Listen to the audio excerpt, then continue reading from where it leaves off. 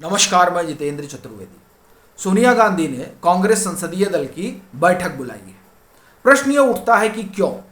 तो कहा जा रहा है कि 21 जुलाई से मानसून सत्र शुरू होना है, तो उसमें किस तरह के मुद्दे उठाए जाएं और कैसे जो नरेंद्र मोदी की अगुवाई वाली सरकार है उसे कटघरे में खड़ा किया जाए, इस बाबत रणनीति तय करने के लिए 10 जनपद पर बैठक को आहूत किया गया है।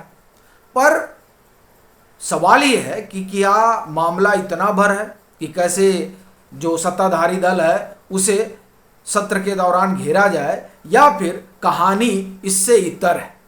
अब ये जो प्रश्न उठा है ये नाहक नहीं उठा है। इसके उठने की वजह कांग्रेस आला कमान का संकट है। अगर आप थोड़ा घटनाक्रम पर गौर करें तो पाएंगे कि किस तरह से कांग्रेस के भीतर हलचल बढ़ी है, जिसका पहला और बड़ा कारण तो खुद सोनिया गांधी और राहुल गांधी हैं। नेशनल हेराल्ड के मामले में जिस तरह से ईडी का शिकंजा कसा गया है और कोर्ट में जिस प्रकार से सबूतों का वज्रपात हुआ है इन दोनों नेताओं के ऊपर, उसके बाद से सबको 29 जुलाई का ही इंतजार है कि क्या उस रोज गांधी परिवार बच पाएगा। क्योंकि जिस तरह से नेशनल हेराल्ड के मामले में इनके ऊपर आरोप लगे हैं, उन आरोपों की गंभीरता को देखते हुए लगता नहीं है कि बहुत कुछ, आप एक तरह से कहें कि राहुल गांधी और सोनिया गांधी के पक्ष में जाने वाला है। तो क्या इस बात को ध्यान में रखते हुए भविष्य की जो स्ट्रेटजी है उसी को तय करने के लिए 10 जनपद पर जुटान हुआ है?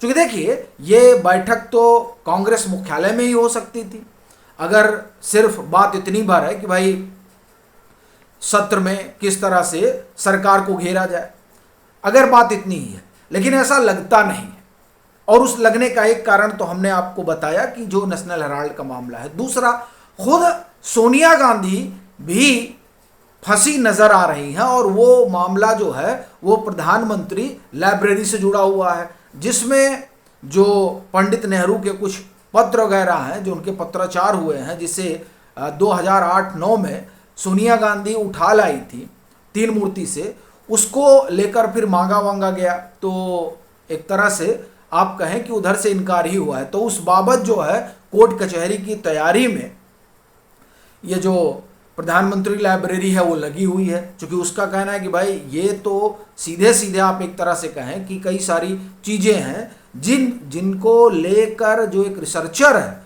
उसको महरूम किया जा रहा है, और ये ठीक नहीं है। क्योंकि अगर छिपाना ही होता, आप एक तरह से कहें कि कांग्रेस के जो नेता हैं, चूंकि इसे तो इंदिरा जी ने दिया था, तो अगर उन्हें छुपाना होता तो कोई देता ही नहीं, लेकिन चूंकि छुपाना नहीं था इसलिए उसको दिया गया था। तो वो जो प्रॉपर्टी है वो पब्लिक प्रॉपर्टी हो चुकी थी। तो अब अगर उसे सोनिया गांधी लेकर चली गई तो अब कहा जा रहा है देने को तो तैयार नहीं है। तो इस मामले को आप एक तरह से कहें कि कोर्ट में ले जाने की तैयारी है। तो इस वजह से इधर आप देखें तो सोनिया गांधी का भी मामला जो है थोड़ा गड़बड़ दिखाई दे रहा है, क्योंकि उनकी कानूनी समस्या बढ़ेगी।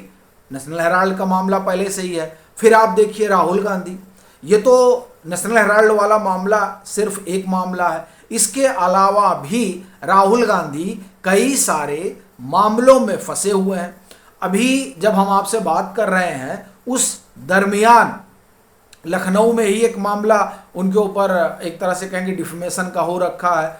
उन्होंने भारत जोड़ो यात्रा के दरमियान जो है वो उस समय गलवान घाटी में जो कुछ हुआ उसको लेकर उन्होंने बयान दिया था, जिससे सेना से जुड़ा हुआ वो बयान था, जिसको लेकर उनके ऊपर जो है केस कर दिया गया था। तो और इस तरह के डिफेमेशन के कई सारे केस हैं जिनसे राहुल गांधी दो चार हो रहे हैं। फिर उनकी खुद जो है एक नागरिकता वाला मसला है, वह भी एक बार फिर जो है आप कहें कि गर्मा गया है, चूंकि इलाहाबाद हाईकोर्ट में पुनर्विचार याचिका डाली गई है। इन सब के बीच कांग्रेस का अपना अंदरूनी संकट है, वह भी एक तरह से आप कहें कि कांग्रेस आला कमान के लिए बहुत बेहतर तो नहीं कहा जा सकता है। अब अंदरूनी संकट क्या है उसको भी थोड़ा समझ लेते हैं। कर्नाटक में स्थिति बहुत बेहतर नहीं है कांग्रेस की, क्योंकि वहाँ देखिए कि जब से सरकार बनी है यानी 2023 से, तब से हाँ आप कहें कि हर 2-4 महीने में खबर आती रहती है कि 50 से 55 विधायक जो है वो कभी भी भाग सकते हैं। अभी फिर चर्चा आ गई, और ये चर्चा आप देखिए, इस चर्चा के शुरू होने की पृष्ठभूमि आप देखिए। सिद्धरमैया आते हैं, राहुल गांधी से समय नहीं मिलता, लखनऊ आते, माफ करिए दिल्ली आते हैं, उनको समय नहीं मिलता, वो चले जाते हैं।